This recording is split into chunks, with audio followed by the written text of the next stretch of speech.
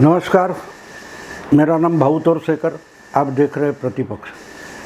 दोस्तों, कुछ 30, 35, 40 साल पहले या शायद 50 साल पहले कोई किसी पर हमला करेगा, कोई गैंग होगी, कोई मर्डरर होगा, गुनहगार होगा, तो किसी का नुकसान करने के लिए कॉन्ट्रैक्ट लेता था, उसको सुपारी बोलते थे। तो ये असल में गुनहगारी जगत का एक शब्द है जिसको सुपारी उठाना बोलते हैं। तो आहिस्ते आहिस्ते पिछले 10, 15, 20 साल में ये शब्द राजनीति में आ पहुंचा है। इसने इसकी सुपारी ले ली। सार्वजनिक जीवन में, राजनीति में ही क्यों, पत्रकारिता में भी आरोप होते हैं। हमको भी, हमने नरेंद्र मोदी की या बीजेपी की सुपारी उठाई है, इस ढंग से बोला जाता है। शिवसेना को या कांग्रेस को या एनसीपी को बदनाम करने के लिए सुपारी ले ली है, राहुल गांधी को बदनाम करने की सुपारी ले ली है, सुपारी उठाई है। ये भाषा आहिस्ते आहिस्ते पिछले 10-15 सालों में राजनीति में इतनी प्रस्थापित हो गई है कि अब उसमें अजीब कुछ लगता नहीं, अजीब लगता नहीं। तो महाराष्ट्र में जो राजनीति हुई पिछले एक साल भर में, या हम बोल सकते हैं कि 10 महीने में, 8 महीने में, जिससे महाविकास आघाड़ी का बंटाधार हो गया, दिवाला निकल गया और महाराष्ट्र में सत्तांतर हो गया। जो विधानसभा चुनाव के नतीजे आने के बाद शिवसेना भाजपा की महायुति टूटी थी, वो फिर से जुड़ गई। लेकिन इस गड़बड़ में शिवसेना टूट गई और 55 में से 40 एमएलए उद्धव ठाकरे के साथ छोड़कर बीजेपी के साथ चले गए। आज चुनाव आयोग के सामने वो सब मामला है कि असली शिवसेना किसकी। लेकिन इसी बीच एक चर्चा बार बार होती रही है और 2019 में विधानसभा चुनाव के नतीजे आए, उसके बाद जो महायुति टूटी, तब से ये आरोप कब यहाँ के लोग वहाँ पर लगाते, वहाँ के लोग यहाँ पर लगाते कि इन्होंने शिवसेना खत्म करने की सुपारी उठाई है। कभी बोला गया कि महायुति तोड़कर सत्ता हाथ में लेने के लिए एनसीपी के नेता शरद पवार ने उद्धव ठाकरे की जो लालसा थी मुख्यमंत्री होने की, उसका फायदा उठाते हुए उनको अपने साथ ले लिया, महाविकास आघाड़ी बनाई। भले बीजेपी के हाथ से सत्ता निकल गई हो या बीजेपी को विरोधी दल बेंच पर बैठना पड़ा हो, लेकिन नुकसान को आखिर में शिवसेना का होगा, क्योंकि अपनी 40 साल की राजनीति में बाला साहब ठाकरे ने कभी भी कांग्रेस से हाथ नहीं मिलाया था। शायद ही कभी कांग्रेस को सपोर्ट दिया होगा, लेकिन कांग्रेस के साथ हाथ मिलाकर राजनीति बाला साहब ने कभी की नहीं थी। और कांग्रेस के विरोध में ही शिवसेना, ये पार्टी खड़ी हो गई थी। वो ऐसी स्थिति में जब वोटर ने शिवसेना को और बीजेपी को चुना है, फिर भी जनता ने जिसको नकारा है, वो एनसीपी और कांग्रेस के साथ अगर उद्धव ठाकरे सरकार बनाते हैं मुख्यमंत्री बनने के लिए, तो मतलब साफ है, शिवसेना का नुकसान तो तय है। और शिवसेना का नुकसान करने की ये सुपारी किसने उठाई? कुछ लोग उस वक्त बोलते थे 3 साल पहले कि शिवसेना का ही एक नेता, प्रवक्ता, राज्यसभा के एमपी संजय राउत ने ये सुपारी उठाई। कुछ लोग बोलते कि शायद परमानेंटली महाराष्ट्र से शिवसेना खत्म हो जाए, इसके लिए अमित शाह और नरेंद्र मोदी ने ही शरद पवार को ये सुपारी दे दी है। ये चर्चा होती रही, लेकिन सुपारी, ये जो सुपारी का शब्द का इस्तेमाल सब जगह हो रहा है, ये चर्चा करते करते करने वाले एक बात भूल गए कि जो 7 महीने पहले महाराष्ट्र में सत्तांतर हुआ और उसका ड्रामा जून महीने में शुरू हो गया, तो उसके बाद सुपारी बात करने वाले एक बात भूल गए कि सुपारी का बाजार किसने कहाँ भरा था, और कहाँ ये सुपारी खरीदी गई और कहाँ ये सुपारी दे दी गई। मुझे इसकी ये बात अजीब लगती है कि सब लोग सुपारी शब्द का इस्तेमाल करते हुए एक तरीके से सुपारी का बाजार ही भूल गए।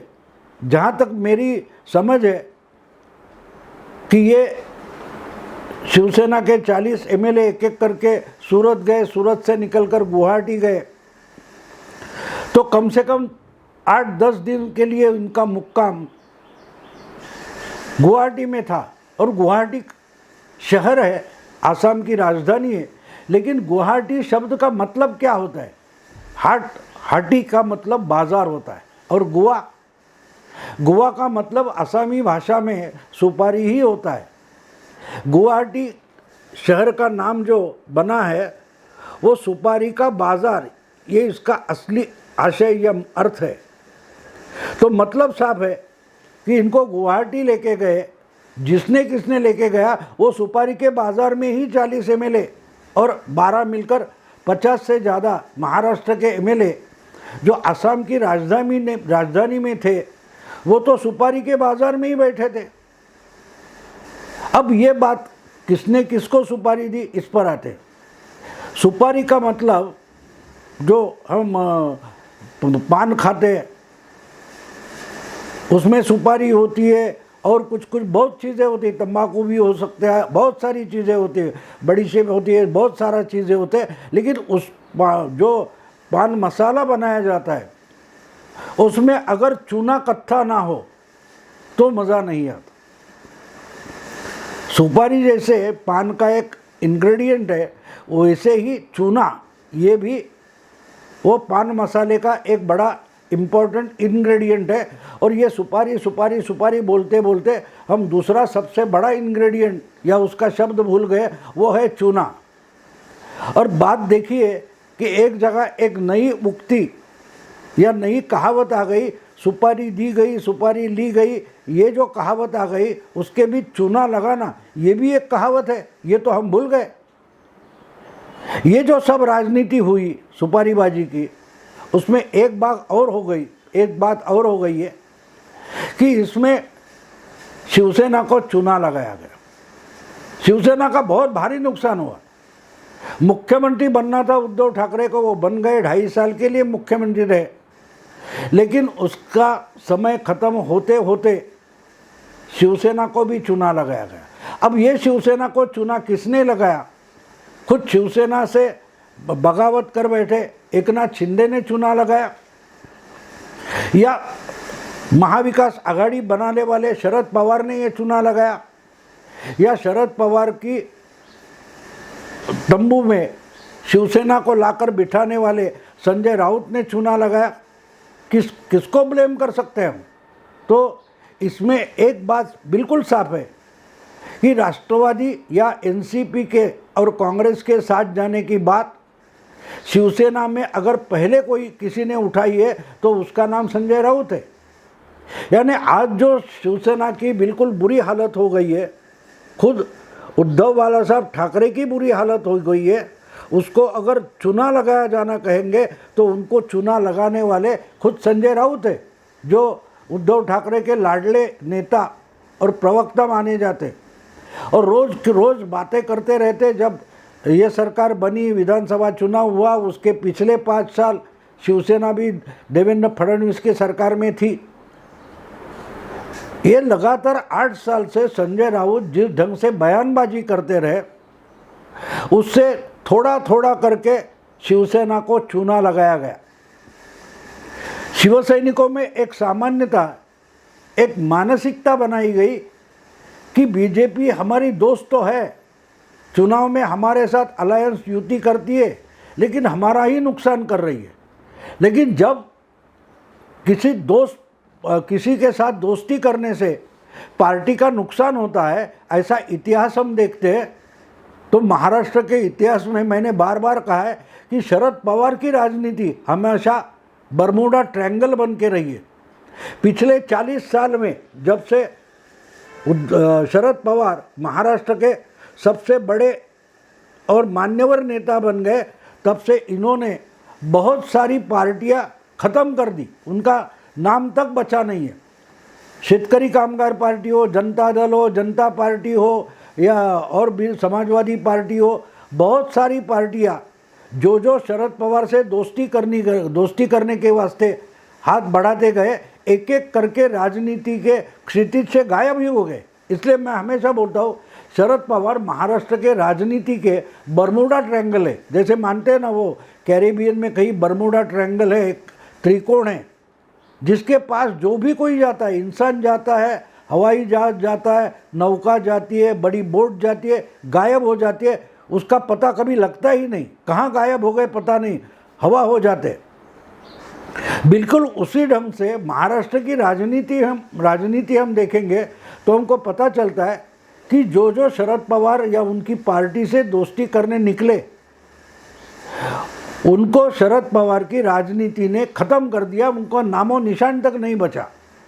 इसलिए पिछले 8-9 साल से अगर संजय राउत शिवसेना को एनसीपी से दोस्ती करने के लिए तैयार कर रहे थे, उसका सीधा साधा मतलब है कि वो उद्धव बालासाहब ठाकरे, इनकी जो शिवसेना थी, अखंड शिवसेना थी, उसको चुना लगाने की ही तैयारी कर रहे थे।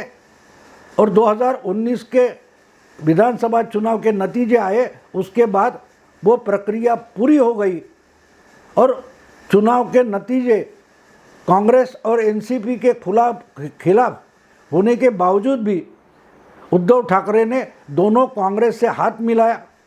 जिनको जनता ने नकारा था उनको ही सत्ता में लाकर बिठा दिया। और जिस देवेंद्र फडणवीस जैसे नेता को और उनकी बीजेपी पार्टी को जनता ने सबसे बड़ी पार्टी बनाई थी, उनको अपोजिशन में बिठाना ये उद्धव का पाप हो गया। लेकिन जो कुछ हुआ उसके लिए प्रेरणा किसने दी थी, उसको चालना किसने दी थी, हम बारीकी से देखें तो उसका एक सबसे बड़ा जिम्मेदार नेता खुद शिवसेना का है, जिसका नाम संजय राउत है। तो आज हम परिणाम देखते, 30 जून को महाराष्ट्र की सरकार हार गई, गिर गई। उसके बाद एकनाथ शिंदे चीफ मिनिस्टर बने, टूटी शिवसेना और बीजेपी साथ में आकर फिर से महायुति की सरकार बन गई। लेकिन एक बात हमें समझनी चाहिए कि अगर जो पहले से सिचुएशन रही वो नहीं रहती तो एकनाथ शिंदे इतनी बड़ी बगावत नहीं कर सकते। आज लॉजिकली तर्क हम देखें तो जनता ने बीजेपी के साथ गवर्नमेंट बनाने के लिए हमको वोट दिए थे और हमने फिर वही किया है। तो पाप हमने नहीं किया, जो पाप उद्धव ठाकरे और संजय राउत ने मिलकर किया था वो पाप एकनाथ शिंदे कहते कि हमने धुला दिया है। हमने जनता के मन में जो सरकार थी 2019 चुनाव के बाद वही सरकार बनाई है। लेकिन इस गड़बड़ में ये सब उथल पुथल हो गई। इसमें सबसे बड़ा नुकसान अगर किसका हुआ है तो वो शिवसेना का हुआ है, क्योंकि 56 साल से 55 साल से जो शिवसेना सत्ता हो या ना हो एक दिल से खड़ी थी।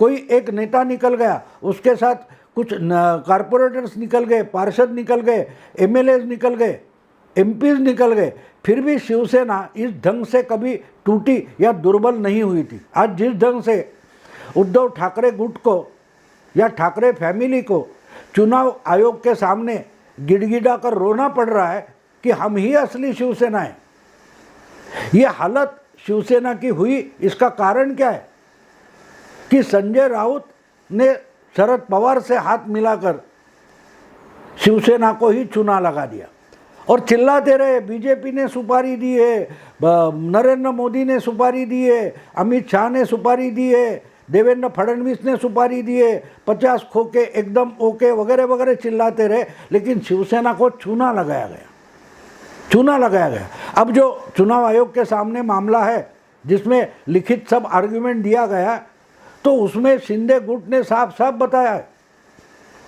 कि प्रतिनिधि सभा हो, पदाधिकारी हो, एमपीज हो, एमएलएज हो, सबसे बड़ी संख्या में लोग हमारे साथ आए हैं। उद्धव ठाकरे के साथ माइनॉरिटी तक नहीं बची है शिवसेना की। तो मतलब क्या है कि शिवसेना को ही चुना लगाया गया। अगर हमारी मराठी भाषा में बोलते चूना फासने, यानी दीवार पर अगर कुछ लिखा है तो वो साफ करने के लिए उसको चूना लगा के फिर दीवार को सफ़ेद बनाया जाता है, उसको चूना फासने बोलते हैं। तो शिवसेना जो नाम 55 साल से जिंदा था, उस पर भी चूना लगाया गया, क्यों अभी शिवसेना नाम की कोई पार्टी रही नहीं है। चुनाव आयोग क्या डिसीजन देता है वो बाद में देखेंगे, लेकिन आज की तारीख में 2 शिवसेना हो गए, एक उद्धव बाला साहब ठाकरे की शिवसेना और दूसरी बाला साहब की शिवसेना।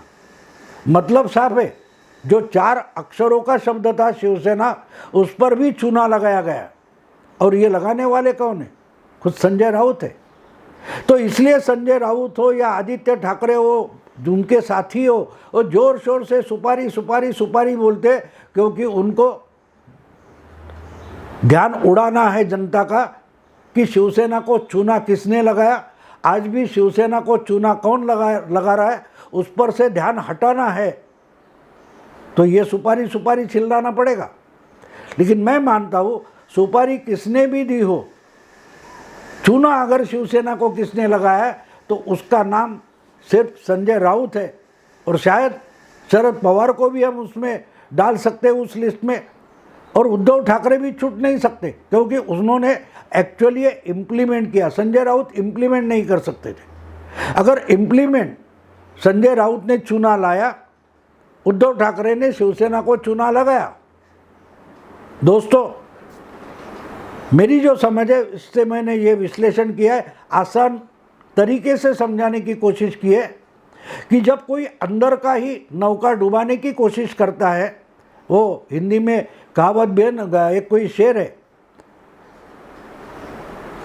हमारी नैया वहाँ डूबी जहाँ पानी कम था, या घर के दिए ने ही घर जलाया, ये बोला जाता है हिंदी में। बिल्कुल वैसी बात बाला साहब के जाने के बाद शिवसेना में हुई है।